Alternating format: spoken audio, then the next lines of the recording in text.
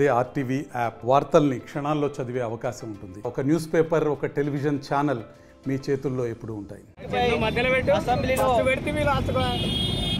అసెంబ్లీలో CBI enquiry చేయాలని, కేసీఆర్ పైన చేయాలని రేవంత్ రెడ్డి గారు ప్రకటించడం జరిగింది. దానికి నిరసనగా ఈరోజు ఆత్మకూరు మండలంలో చౌరస్తాలో ధర్నా కార్యక్రమం నిర్వహించడం జరిగింది.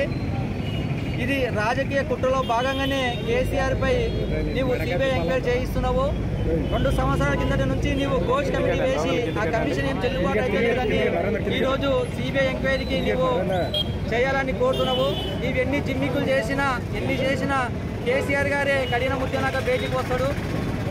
తెలంగాణ ఉద్యమ కాలంలో ఎన్నో అరెస్టులు, ఎన్నో ఎంక్వైరీలు, ఎన్నో ఏజెన్సీలు వేసినా కూడా ఆయన తెలంగాణ సాధించిన వ్యక్తి కేసీఆర్ గారు.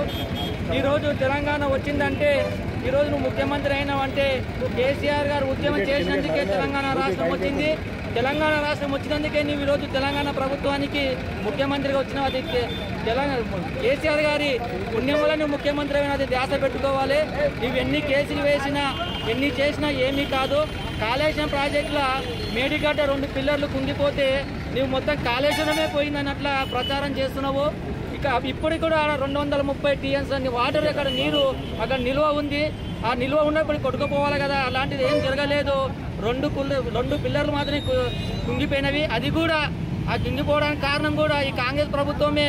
అప్పుడు ఏందో బ్లాస్టింగ్ చేసిందని ఒక ఇది ఉంది, అపవాదం ఉంది. ఫస్ట్ అందుకే ఆ ఎంక్వైరీలో ఇది కూడా ఎంక్వైరీ చేయాలని కోరుతున్నాము.